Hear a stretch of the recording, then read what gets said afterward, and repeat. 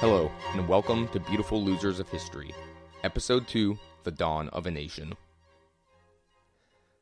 Last episode, we saw the Cherokee Nation try and fail to assert its independence from the United States in a 2-decade-long conflict known as the Cherokee-American Wars. These wars took place in the shadow of the American Revolution and continued afterwards, from 1776 to 1794. We also met a Cherokee man named the Ridge.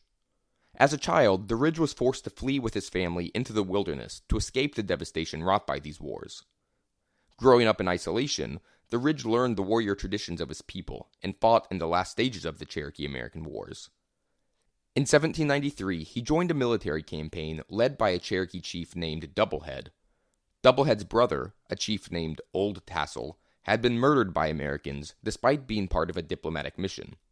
But this would be the Ridge's final campaign, because Doublehead made the controversial decision to execute an American frontier family after they had already surrendered. This event came to be known as the Cavett Station Massacre, and it inflamed tensions in an already divided Cherokee Nation.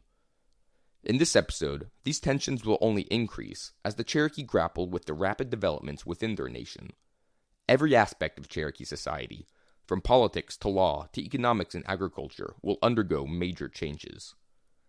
These developments happened so quickly, their speed boggles the mind. It took European societies thousands of years to transition from a semi-nomadic hunting and gathering society to a settled agrarian one. The Cherokee will make this transition in 1 generation. In time, these modernization efforts will prove to be so successful that the United States will pass the Indian Removal Act in 1830 to prevent a fully fledged Cherokee state from developing. We're still a few decades away from that, but the seeds are being planted in this episode, and they will eventually blossom. Before we begin, I'd like to take a note to discuss my sources. I'm relying heavily on Thurman Wilkins' Cherokee Tragedy, The Ridge Family and the Decimation of a People, and John Elley's Trail of Tears, The Rise and Fall of the Cherokee Nation, as well as The History of the Indian Tribes of North America by Thomas McKinney and James Hall. Now that housekeeping is out of the way, let's get on with the show.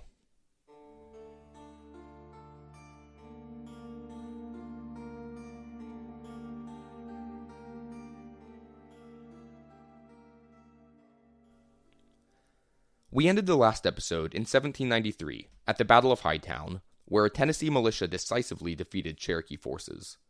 This would be the last battle between Cherokees and Americans until the Civil War. But in our narrative, we will not see the Cherokee take up arms against the United States again. Instead, the Cherokee Nation will turn inwards and focus on internal developments and improvements. And the first of these developments was the creation of a national Cherokee government in 1794, 1 year following the Battle of Hightown.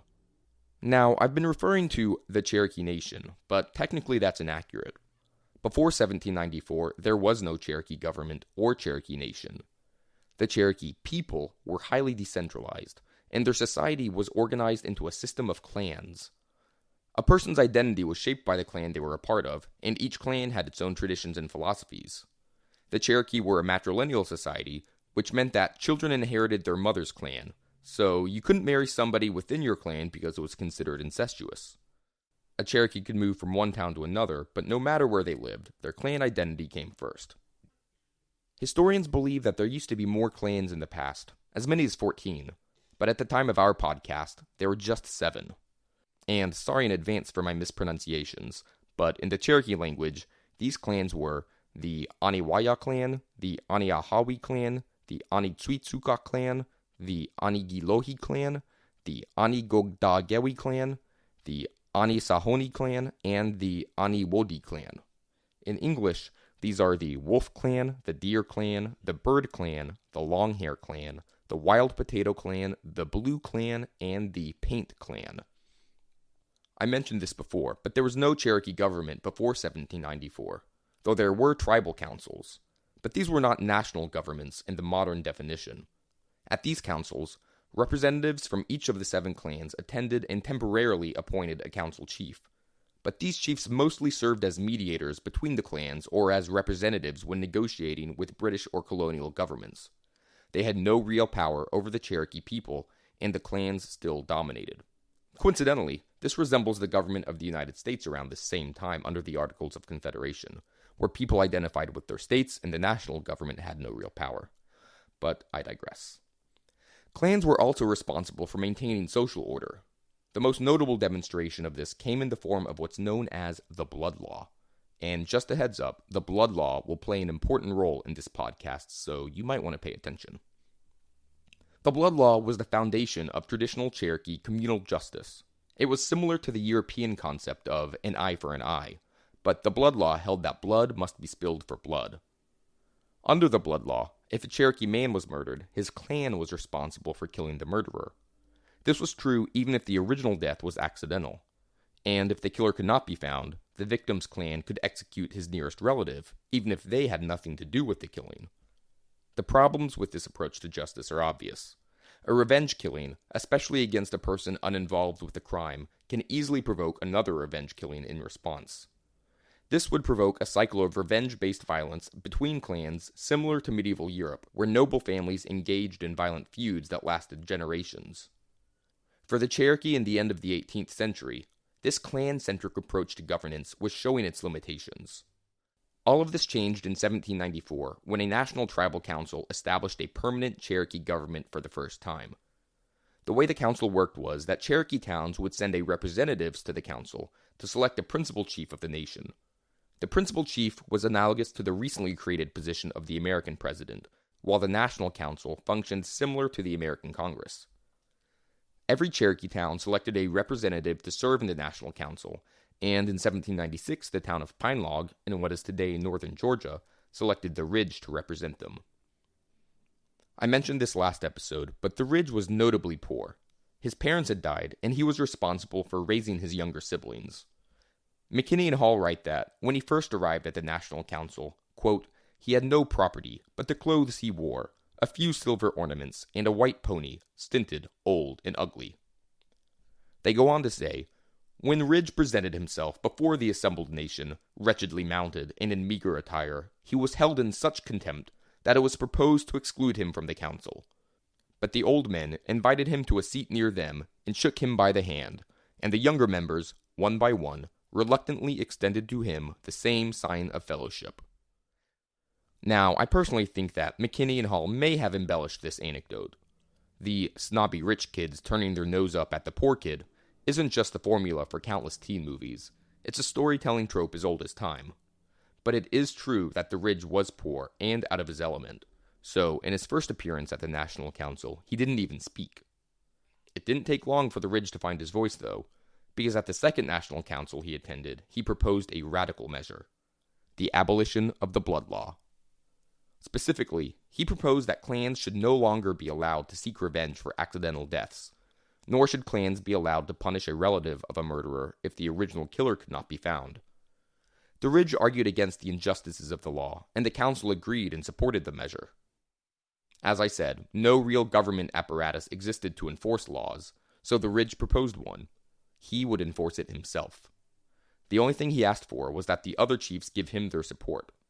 If the council stood united, the people would accept this change. And as luck would have it, a test case presented itself when a murder occurred, and the killer escaped before he could be captured. The victim's family pressed their right to execute the brother of the killer, keep it in line with the traditional blood law. Friends of the man begged the Ridge to protect him. The Ridge made it clear that if any Cherokee killed this man, the Ridge himself would personally kill whoever committed the revenge killing. The clan of the initial victim howled in complaint at this affront to their ancient rights, but with the full backing of the council, the Ridge's threat prevented any violence from occurring. In his first political act, the Ridge proved that the nation could pass laws and enforce them. Instead of each clan pursuing its own approach to justice, now the nation moved forward as one, united by consensus. Some historians think that the Cavett Station massacre, which I discussed last episode, influenced the Ridge's criticism of the blood law. A quick refresher on the massacre, for people who don't remember. A Cherokee army under Chief Doublehead killed an entire family of white settlers, the titular Cavetts, after they had surrendered, and the Ridge witnessed all of this. These historians think that this massacre turned the Ridge away from violence towards the rule of law. Now, I personally think this is simplistic. After all, the problems with the blood law are apparent on the surface. But that being said, I do think it's possible that the massacre, alongside the Ridge's grueling experiences at war, could have influenced his dim view of the blood law. Remember, Chief Doublehead executed the Cabot family in part because he sought revenge after Americans murdered his brother who was negotiating under a white flag of truce. None of these murders yielded any positive result, they just perpetuated the cycle of American on Cherokee violence, so it kind of makes sense that the Ridge would seek out a more rational approach to justice. This sensibility wasn't just limited to politics. As we'll see, the Ridge, and the Cherokee Nation as a whole, would embrace radical changes in other spheres of life. Around the time that the Ridge joined the National Council, he took another great leap forward in his life. He got married. History records his wife's name as Susanna Wickett, though her Cherokee name was probably Sehoya. Unfortunately, we don't know a lot about her, though McKinney and Hall write that she was, quote, handsome and sensible, and possessed a fine person and an engaging countenance, and had an excellent character. Which is probably just about the best that you could hope for that a 19th century American man would say about an Indian woman. After their marriage ceremony, the Ridge would have taken Susanna to their new home in Pine Log. It probably looked like a typical Cherokee home at the time. A simple log house with a dirt floor, and a bark roof with a hole in the center so that a fire could be made on the ground without filling the home with smoke. I've mentioned Pine Log and other Cherokee towns before, so now's as good a time as any to clarify what these towns looked like. Generally speaking, they were a small collection of wooden houses like the one I described. As you probably know, Indian tribes didn't have a concept of private land ownership like Europeans and Americans did. So in Cherokee towns, near the collection of cabins, there would be a communal field where each family would farm a small plot to grow food. I say the family would farm, but it was almost always wives and women who practiced agriculture. Husbands, like the Ridge, could be gone for months at a time on hunting expeditions. Sometimes these men hunted for meat, but more often it was to obtain animal skins and furs that commanded high prices from American and European traders. Wives, like Susanna, would have to provide for their family in their husband's absence, and she likely grew pumpkins, squash, melons, sweet potatoes, cabbages, and beans. Just as private property didn't exist, neither did capitalism. The purpose of farming was to feed your family, not to sell crops for a profit. But times were changing, and the Cherokee began to grow a new crop. It was a plant that southern white farmers had begun to invest heavily in, and it was a plant that would, over time, come to dominate the economy of the United States. This plant was cotton. As I mentioned the last episode, the American government didn't quite know what to do with its Indian population. Later, it would settle on a policy of Indian removal, but in the early years after American independence, this solution hadn't been determined yet. President George Washington believed in a policy of controlled, gradual settlement of the West and avoiding wars with Indians. Not only were these wars inhumane, but they were incredibly expensive. In 1789, Washington's Secretary of War, William Knox, acknowledged the rights of Indians to their lands. Quote, "The Indians, being the prior occupants, possess the rights of the soil," Knox said. "It cannot be taken from them unless by their free consent." He even echoed future critics of the Indian Removal Act when he said that taking these lands by force was morally unacceptable. In addition to the high cost, he said, quote, "The blood and the injustices involved would stain the character of the nation." And that's what I call foreshadowing. The early American government tried to sidestep the issue of forced annexation by introducing a policy of, quote, civilizing the Indians. The idea was that if Indians adopted American agriculture practices, they would no longer need the extensive hunting grounds that they possessed. These excess lands could then be purchased by the United States government to be settled. In 1792, in pursuit of this civilizing policy, Congress appropriated funds for teaching Indian women what was then known as the domestic arts, which included agriculture and weaving. And in 1796, an Indian agent arrived in Pine Log while the Ridge and other Cherokee men were away on a hunt. Indian agents were officials who were authorized to interact with Indian tribes on behalf of the American government, and an agent named Benjamin Hawkins met with Susanna and other women of Pine Log. Hawkins encouraged the women to plant cotton and taught them how to use spinning wheels and looms to make cloth, which could then be sold to American merchants. Hawkins wrote that the Cherokee women were intrigued by his offer and took him up on it. Records show that one chief returned home from the hunt to find that the cloth his wife made was worth more than the entire haul of fur pelts he collected on his 6-month-long hunting expedition. We don't know whether it was the Ridge or Susanna who convinced the other to embrace this new change in lifestyle, but in any case, both eventually agreed. The Ridge gets most of history's attention, but Susanna was clearly a powerful driving force behind her husband. Alongside her, the Ridge took up farming and gave up the tradition of leaving home for several months at a time to go hunting. The Ridge and Susanna left Pine Log to settle in a rich valley along the Uthkaluga Creek in northwest Georgia, near what is today the city of Rome. Just like American pioneers on the frontier, the Ridge chopped down trees to clear a plot of land and build a house.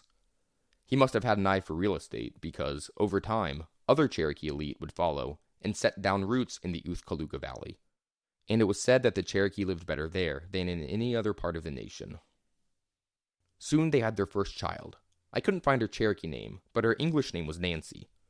Next, in 1802, they had a son named Skatle Loski. In English, he would be called John Ridge, and just a heads up, John Ridge will play an important role later in this podcast. The Ridge also picked up another farming tradition from the Americans, slavery. Specifically, he would enslave black Africans whom he obtained from white slave traders. Just as Americans hypocritically fought their war of independence in the name of freedom while denying the same freedom to others, the Cherokee would pursue freedom from American domination while enslaving thousands of black men, women, and children. Remember, the Cherokee homelands were in the American South. When they adopted American ways of life in the name of modernization, slavery was central to this economic development, just as it was central to America's own development. And just like the United States, the Cherokee Nation is still grappling with its history of slavery today. Along with 2 or 3 enslaved people that he borrowed from a wealthier Cherokee, the Ridge built a 2-bedroom cabin, which, though modest, did have the luxury of having a chimney. He planted a small grove of 7 apple trees, but over time, his holdings would expand greatly. Eventually, he would own apple and peach orchards and grow corn and cotton while breeding livestock such as cattle, horses, hogs, and sheep. In time, he would also invest in river ferries and trading posts, which, combined with its growing slave population, would make him one of the wealthiest Cherokees in the nation. If you're still with me, you may be wondering what any of this has to do with the Indian Removal Act. But, as we'll see, all of these developments in Cherokee society will start ringing alarm bells across the southern states where demand for Indian territory was strongest. Ironically, Washington's policy of civilizing the Indians to induce them to sell excess land also had the effect of centralizing what had previously been a decentralized society. Herein lies the contradiction of American Indian policy, because a more centralized Cherokee Nation would actually be harder to remove from their lands than if Americans played divide and conquer. I want to be clear, though, that Cherokee society didn't centralize solely because of America's civilizing policy. Developments in agriculture, economics, law, and government were reached independently and often in response to a changing political order following American independence, not by edict from the Americans. The Cherokee were about to make another radical change, this time in the field of education. And just as George Washington may seem a surprised defender of Indian sovereignty, support for education reform also came from unexpected outsiders. This push came from the Moravians, a small but devout Protestant Christian sect based in North Carolina whose members mostly spoke German. In 1798, 2 Moravian missionaries attended the Cherokee National Council and proposed sending teachers to establish a school in Cherokee territory. The council was divided by the offer. Most chiefs supporting the offer came from the upper towns, where they had spent years working to maintain good relations with the Americans.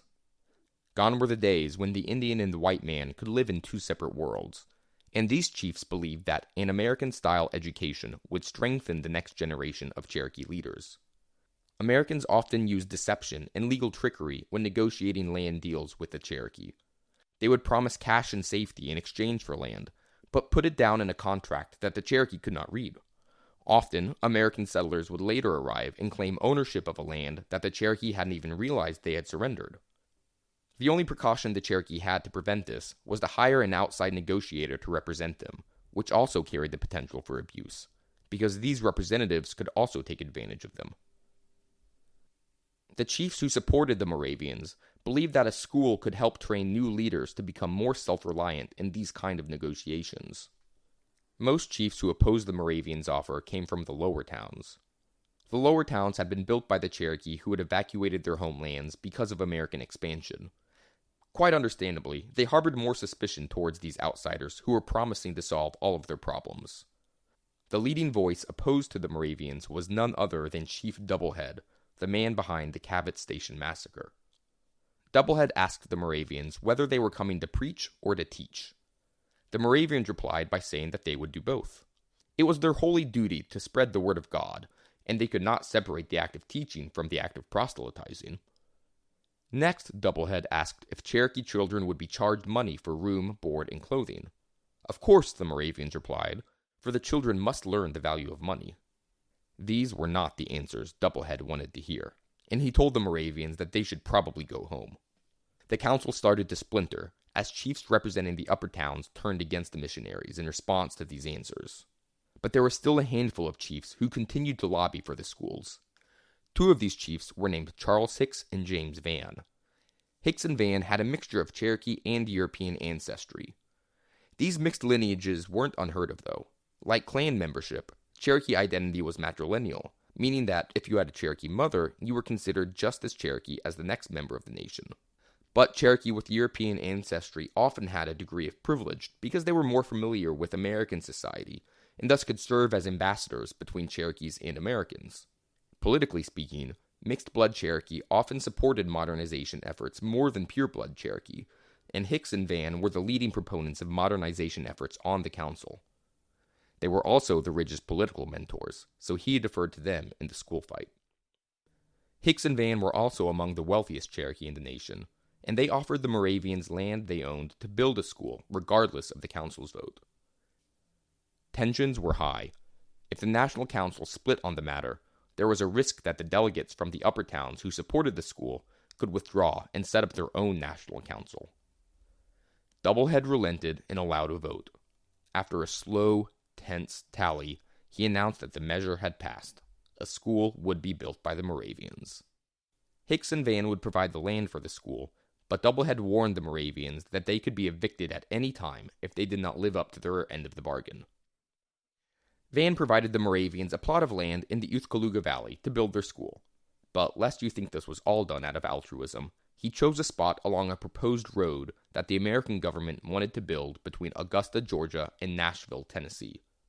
Van was a supporter of the road because it would increase the value of his property and allow him to build inns and taverns and trading posts. The Ridge and Susanna welcomed the school for a more understandable reason. They had young children, and the school was only a 2-day ride away. In a couple of years, their children would be able to attend. But before that could happen, the Moravians caused another headache. It was 1800, and 2 years had passed since the Moravians had received permission to build their school, and it was still not complete. The National Council was frustrated by this delay and told the Moravians so. To their surprise, the Moravians said they were disappointed too. The school hadn't been opened yet, they said, but they had completed a church months ago, and they still hadn't had a single Cherokee convert. And since they only planned on teaching the children of Christian Cherokee, well, you could see how that was a problem. What's that, you say? Only Christian Cherokee could be students? That was never part of the deal. The Moravians insisted that this had always been their position. Oh, and they said that they would only be able to accommodate 4 students. That's right, 4. Numero quattro. The chiefs were apoplectic at this response. James Van tried to calm things down, but he was beginning to appear compromised by the Moravians' intransigence.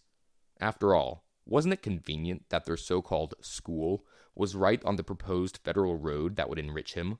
Perhaps that was the reason the missionaries were here, as agents hired by Van and sent by the new American president, Thomas Jefferson, to swindle the Cherokee out of their land to build the road. Doublehead and the chiefs of the lower towns accused Van of collusion and told the Moravians that if their school wasn't opened by the next National Council, they would be expelled from the nation. The Moravians turned to Van for support, but he gave them the cold shoulder. At the next National Council, In 1803, it had been nearly 4 years since approval was given to open a school, and the chiefs were furious. After sticking their necks out for the Moravians, James Vann and Charles Hicks were too embarrassed to defend them. But with a stubbornness that only the pious could have, the Moravians refused to allow more than 4 students. The council was about to call the deal off once and for all when, miracle of miracles, another Christian missionary arrived. This man, a Presbyterian minister named Gideon Blackburn, had traveled from Tennessee and asked to address the council. He told them that his church could provide 3 or 4 teachers if they were allowed to build a school.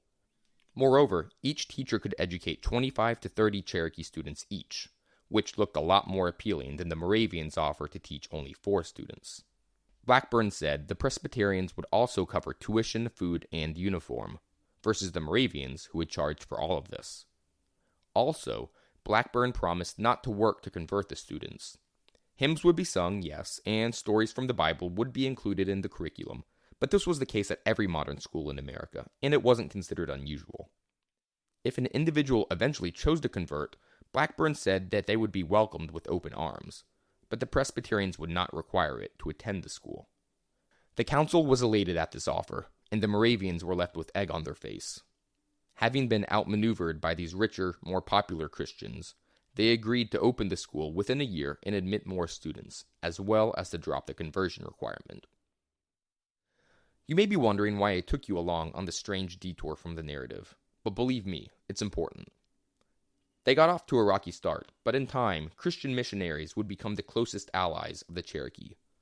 The Moravians would spend the next 3 decades in the Cherokee Nation, longer than any other Americans. Over this time, they worked alongside the Cherokee, and both people got to know each other intimately. Most Americans would never have these close relationships with Indians. All they would know about them was stories in a newspaper about distant conflicts on the frontier, where savages scalped and raped innocent white Christian souls. By the time of the Indian Removal Act in 1830, it was the missionaries who defended the Cherokee and other tribes more than any other white people. It speaks to the contradictions of this time and how different it is from our own. Evangelical Christians today tend to be the most conservative faction of American society, and more progressive listeners may have a hard time seeing these Bible thumpers as friends to the Cherokee, considering that their deepest desire was to convert all of them. But you have to keep in mind that the America of 1800 was radically different from the America of today.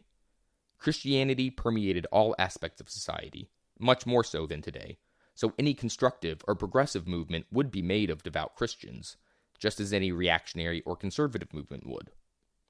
It's important to remember these seeming paradoxes, because you may be inclined to judge individuals for not conforming to modern standards of allyship.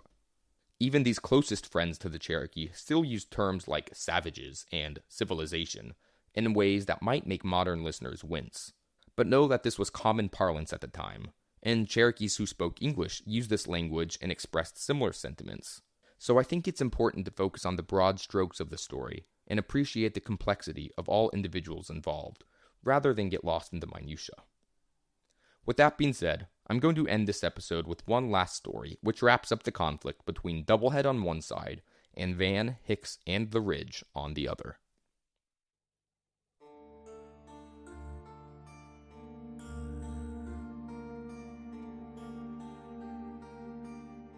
Over the years, while the school debate was raging, the Cherokee Nation continued to develop. James Vann, Charles Hicks, and the Ridge all grew more prosperous by embracing these developments, but nobody grew richer than Doublehead. All 4 men owned plantations, as well as shares in trading posts and ferry crossings, but where Doublehead exceeded all others was in land cultivation. It became an open secret that American merchants and federal agents preferred negotiating with Doublehead because he accepted bribes. Charles Hicks worked as a translator for an American Indian agent named Return J. Meigs, and side note, people in the 19th century had awesome names. His connection to Meigs got Hicks insider information about Doublehead's double dealings. In 1805, federal agents suggested that the Cherokee sell a large tract of land in Tennessee, but these agents made it clear that they would only negotiate with Doublehead. In a private negotiation, Doublehead ceded all lands north of the Tennessee River, including the best hunting ground still claimed by the Cherokee in Kentucky. Hicks discovered that these agents gave Doublehead 2 tracts of high-quality land at river crossings as part of the agreement.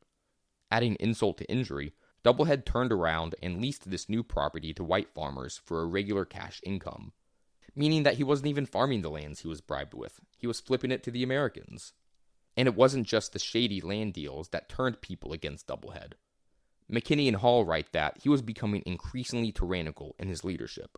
Quote, "He had made himself odious by his arbitrary conduct. He not only executed the laws according to his own pleasure, but caused innocent men to be put to death who thwarted his views. The chiefs and the people alike began to fear him." Doublehead brushed off these criticisms because there was no legal way to restrain him. Remember, government and due process were new to the Cherokee, so any response had to be improvised. It had been custom that no Cherokee would sell land to outsiders without the council's permission, but this was a tradition, not a law, and there was no clear avenue to pursue justice. That was enough for most of the chiefs, though. It was decided that Doublehead must be executed, and that James Van, the Ridge, and a third Cherokee man, named Alexander Saunders, would be the ones to do it. In 1807, the 3 men traveled to the town of Hiawassee to surprise and kill Doublehead before the next National Council could meet. But along the way, Van became ill, leaving the Ridge and Saunders to do the deed alone. The 2 men arrived at a small inn called McIntosh's Tavern, where Doublehead was expected to be. They had just missed him, though, because he had arrived earlier and left to go to a nearby town to take part in a Cherokee ball game, a sport resembling modern lacrosse. At the game, a man called Doublehead a traitor for his corrupt land sales. Doublehead shot the man in response, but failed to kill him. The man then attacked Doublehead with a tomahawk and cut his thumb off until it was hanging by a thread.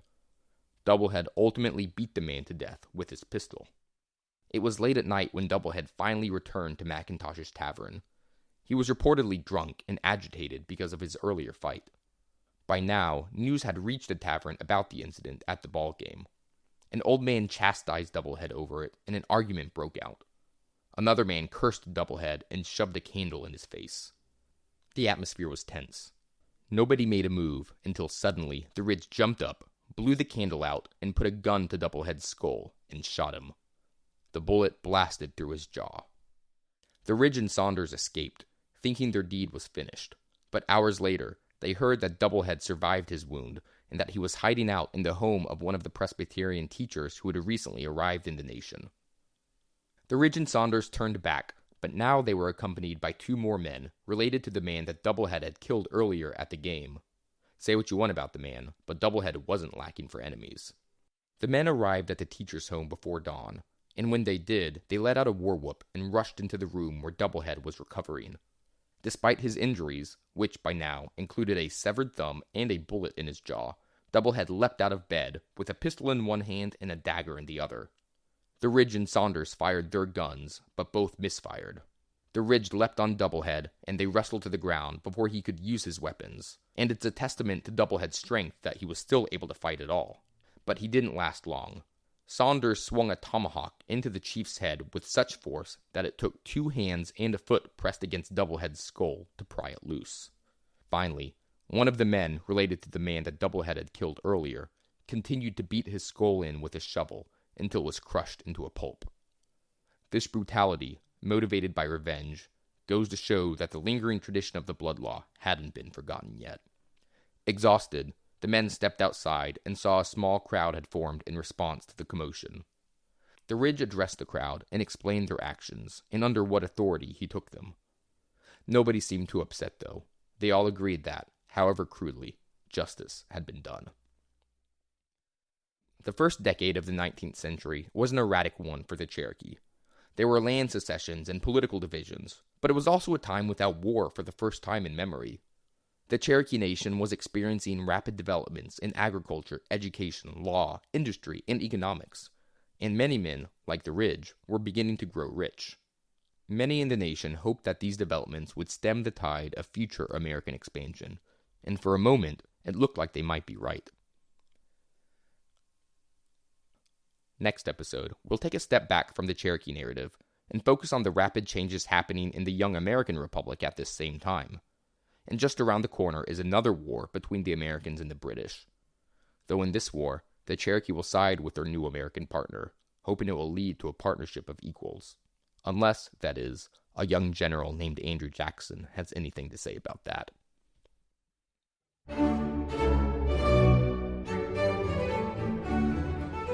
Thank you for listening. If you enjoyed this episode, I would really appreciate it if you liked and subscribed to Beautiful Losers on your podcast app, and if you could leave a review. Also, check out beautifullosersofhistory.com to read episode transcripts and see pictures and maps of people and locations featured in this podcast. Beautiful Losers of History is written and narrated by me, Nathan McDermott. Logo design is by Nicole Stallings-Blanche, and the theme song is Winter from the Four Seasons by Vivaldi, under a Creative Commons license. Thanks again, and until next time, this has been Beautiful Losers of History.